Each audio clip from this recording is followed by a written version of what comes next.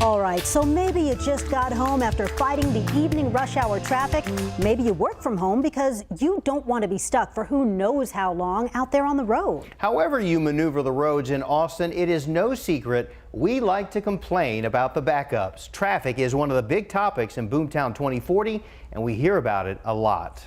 All right, so let's take a look at what the evening rush hour is like on I-35 near Riverside Drive with our TxDOT camera, and it's, well, pretty backed up. Well, since you're not stuck in that mess there, do us a favor and head to kview.com/vote or to the KView app. We want to know how long your morning drive takes. Now, there's a study that says Austin drivers spent more time in traffic last year than any other Texas driver. Well, that's a pretty catchy headline, but when we went to talk to an expert about it, Jenny Lee found it needs a little more context.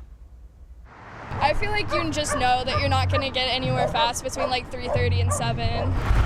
It's Austin, you know, the traffic's awful. You'll wrong times and it's like set at a stop. New research from a transportation study even seemed to back that up.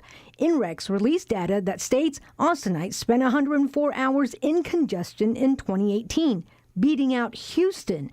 H-Town drivers spent 98 hours in congestion, even though Houston outranked Austin as a more congested city. But they have not calculated everything quite correctly. This is Kara Kockelman. She is a professor of transportation engineering at UT. She says while INREX is a leader in the transportation travel time arena, the 104 hours should be more like 50 hours for the average Austin driver. They're just looking at people who are in the worst traffic at the worst times of day doing relatively long commutes. And that's just 25% of all Austin drivers. Here's why 104 hours doesn't add up.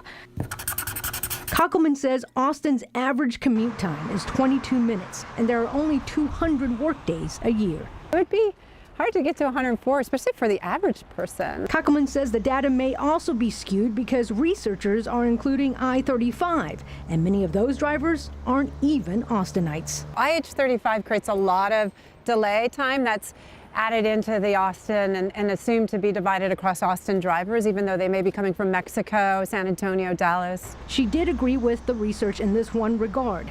Infrastructure has not kept up with Austin or any city's growth. Jenny Lee, KView News.